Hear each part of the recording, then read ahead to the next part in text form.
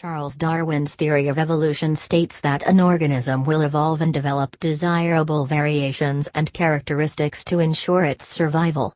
Disease-causing organisms like viruses and bacteria are living true to this theory by evolving and mutating to resist our drugs, vaccines, treatments, and immune systems. Of course, their quest for survival isn't in our best interests. But to them, they're only trying to exist, nothing personal. We would have done the same if we were in their shoes. There are two types of HIV, HIV-1 and HIV-2. HIV-1 is the most common and is further classified into four groups: M, N, O, and P. Group M is the most common of all HIV strains and is further classified into subtypes A, B, C, D, F, G, H, J, and K. All these subtypes are genetically different and will readily merge to form new hybrids called circulating recombinant forms, CRFs. 89 of these CRFs have been identified so far. This means that people already infected with HIV are still at risk of reinfection, either at the type, group, or subtype level. When they get reinfected, the two strains of HIV merge and create a new strain that could develop drug resistance. This is called dual infection, although co-infection or superinfection could be used, depending on the means of transmission. However, they all mean the same thing. As if things couldn't get worse, these hybrid CRS are still capable of merging with other strains of HIV to create newer and more dangerous hybrids. One of these identified CRFs, called CRF19, is rampant in Cuba, where it was formed by the combination of the A, D, and G subtypes of HIV-1 group M. CRF19 becomes AIDS within 3 years as compared to the 10 to 15 years it would normally take. Since 1986, former U.S. President Jimmy Carter has been on a mission to eradicate guinea worm, a terrible ailment that always ends with a worm of over 1 meter, 3.3 feet, in length slowly leaving the body within a torturous span of 1 month. Only 11 cases of guinea worm infection were reported in 2016, a far cry from the over 3.5 million cases reported in 1986 when Carter began his anti-guinea worm campaign. If Carter is successful, guinea worm would be the second disease to be eradicated by humans, after smallpox, and the first to be eradicated without vaccines. However, guinea worms are not giving up without a fight. How? They're finding new hosts, dogs. In Chad, one of the last countries still battling guinea worm, incidences of guinea worm infection in dogs have been documented since 2012. About 600 dogs were known to be infected in 2016, although the real figure will definitely be higher. It is difficult to monitor these dogs because they are allowed to roam freely. This unlimited freedom also makes it difficult to keep them away from water, which is what guinea worms need to reproduce. Adult guinea worms create a burning sensation in infected people, which forces them to seek a source of water to cool the pain. The worm then lays its larvae in this water. The larvae are swallowed by small aquatic organisms, which themselves are swallowed by humans who drink this contaminated water. These larvae grow into adults in the human body, and the cycle continues. No one knows how these dogs are getting these guinea worms, but it has been proposed that it might be from contaminated fish. The Black Death was a pandemic that spread through Europe in the 14th century, killing about 25 million people or up to 1/3 of the total European population. It was caused by the Yersinia pestis bacterium that is transmitted from infected rodents to humans by fleas. The Yersinia pestis bacterium causes any of the bubonic, pneumonic, or septicemic plague in humans. 3. As scary as it sounds, Yersinia pestis is still very much around. It is currently present in 25 countries, including Madagascar, which faced a mild epidemic between August 1 and November 22, 2017. The scarier part of the plague is that it is becoming drug-resistant. As of 2017, at least 10 common antibiotics are no longer effective in treating the disease. The resistance is believed to have been caused by the exchange of genes between Yersinia pestis and other bacteria like E. coli, Klebsiella, and Salmonella, which are all found in food. Polio used to be one of the biggest killers of young children. When it does not kill, it causes lifelong paralysis. However, it has suffered severe blows in recent years, thanks to vaccination. Normally, young children are given oral doses of a weakened strain of the polio virus, which allows their bodies to build immunity against the stronger and natural polio.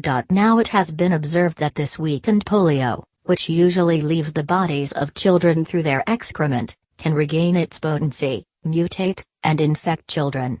This mutated polio is deadlier than the natural polio. Worse yet, vaccination does not work against this type of polio.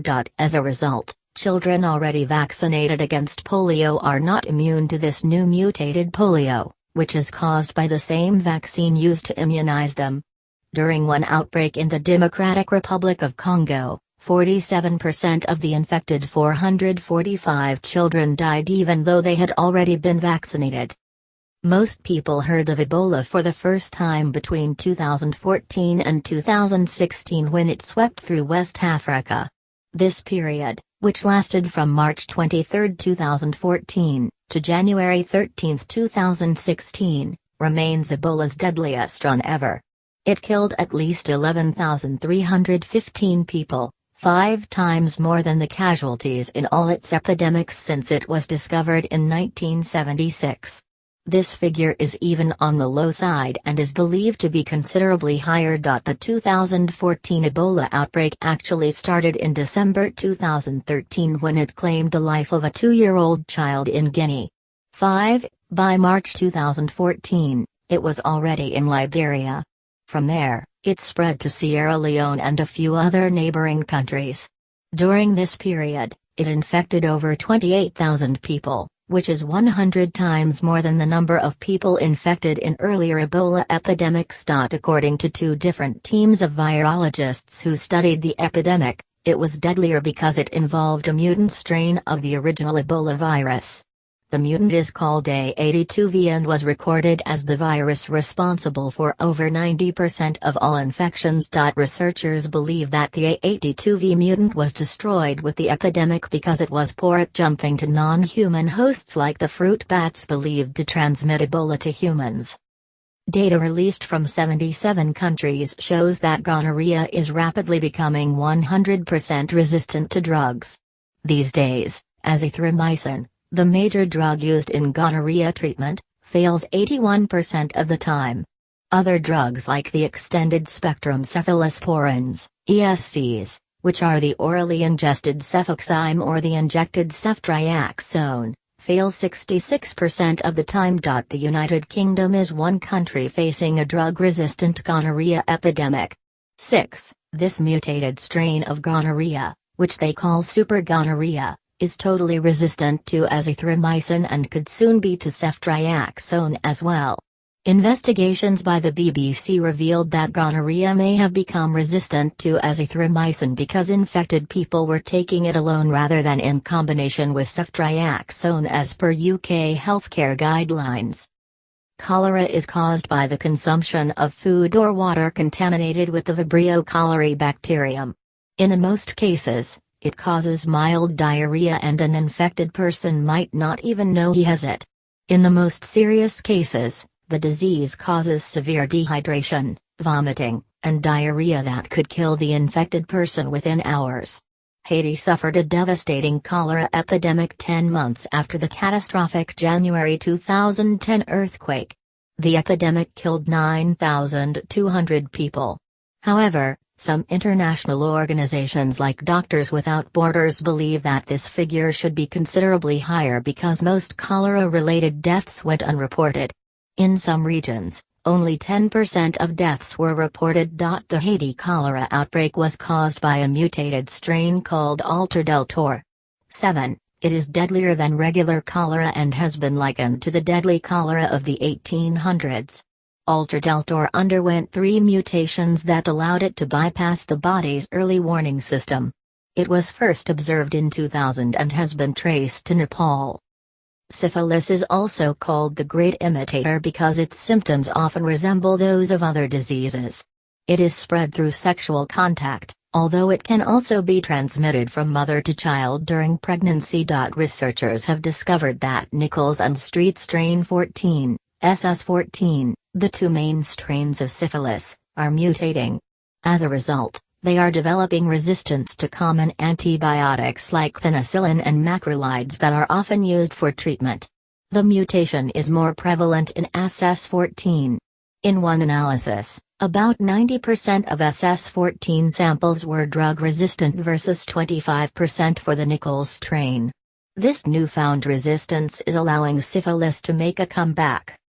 Since 2013, there has been a 15% increase in syphilis cases. The good news is that syphilis can still be treated by most antibiotics, although the disease could become resistant to these drugs over time. Tuberculosis is one ailment that is undergoing a serious mutation. Two new forms of tuberculosis have been identified: multi-drug-resistant tuberculosis, MDR-TB, and extensively drug-resistant tuberculosis, XDR-TB. MDR-TB is resistant to isoniazid and rifampicin, the two most powerful drugs used in the treatment of tuberculosis. Meanwhile, XDR-TB, a more potent version of MDR-TB, is resistant to isoniazid, rifampicin, and several other drugs. About 580,000 cases of MDR-TB were reported in 2015. Of this figure, 55,100, 9.5%, were XDR-TB cases. XDR-TB has been reported in 117 countries, which means that it's slowly becoming a global problem. It is speculated that tuberculosis became drug-resistant because infected people were not storing or taking their drugs properly. Tuberculosis is treated with a 6-month regimen that must not be interrupted. Any form of interruption allows the ailment to develop a resistance to drugs. Cancer has been known to evolve and mutate since the 1970s. This mutation allows cancer to become drug-resistant, to expel drugs from the body, and to repair cells already damaged by these drugs. Researchers believe that this mutation is caused by cancer cells that are not destroyed during treatment. One form of cancer known to mutate is prostate cancer, which requires testosterone, the male hormone, for development. One method of treatment is to starve the body of testosterone, but this stopped working when prostate cancer cells learn to use other molecules in place of testosterone. When this happens, it becomes castrate-resistant prostate cancer, which is often fatal. Lung and colorectal cancers are also capable of mutating. Their cells become resistant to radiation and chemotherapy regimens, leaving them untreatable. One proposed method of curing these mutant cancers is by individual-specific therapy, which is a treatment unique to an individual. However, this method is not foolproof. One of the first drugs created for individual-specific therapy was Herceptin, which sticks to the HER2 protein to destroy breast cancer cells. However, the cancer mutated and started destroying the parts of the HER2 protein that Herceptin stuck to. Most of the time, the body respawns by creating HER3 cells. This compounded the problem because Herceptin could not stick to HER3.